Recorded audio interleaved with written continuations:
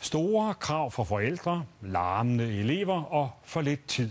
Den virkelighed, der møder nyuddannede lærere i landets folkeskoler, og den virkelighed, der får mange af dem til at give op.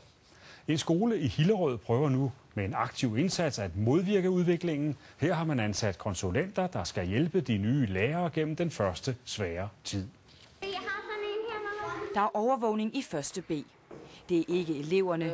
Is rimer måske også på gris. Men deres lærer, der bliver holdt øje med. Det gør de der også. Maria Josiasen er i gang med sit første år som lærer i folkeskolen. Det, der ryster mig i min grundvold, når jeg kommer ud som ny lærer, det er jo, at tingene slet ikke er, som man har lært, at de skulle være.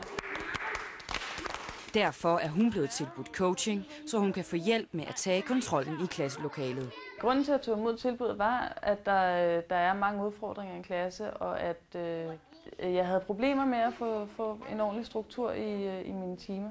I må gerne stille og roligt gå ud og få noget luft. Samarbejdet med konsulentfirmaet begyndte sidste år, fordi ledelsen på Sofieborgskolen ønskede at give de nye lærere den bedst mulige start.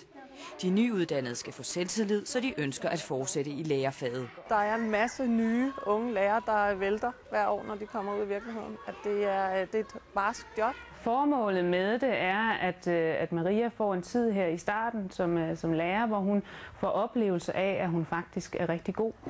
Ja, Maria? Anne Bunk mødes med Maria Josiasen til vejledning. Ja, 1. B! De ser optagelserne fra danstimen. Sidste gang, at du var der, havde jeg indført et enkelt klap. Hun får koblet den teori, hun har lært, med en praksis, og den praksis, som hun gerne vil opleve, og den praksis, hun gerne vil med sin undervisning. Nu ved de, at når der bliver klappet, så er det fordi, at de skal have en besked. 1. B! De hjælper mig i at holde gejsten oppe, og de hjælper mig i at få nogle gode redskaber, så jeg bliver ved med at være glad for det arbejde, som jeg laver. Jeg kan prøve. Ja. Maria Josiasen bliver ikke den sidste, der får professionel bistand. På Sofieborgskolen har man planer om at tilbyde coaching til alle nyuddannede lærere. Sofieborgskolen betaler selv for konsulentordninger. Så har vi jo mere om folkeskolen senere i aften. Skolen, verdensklasse på 100 dage, det er 21.25.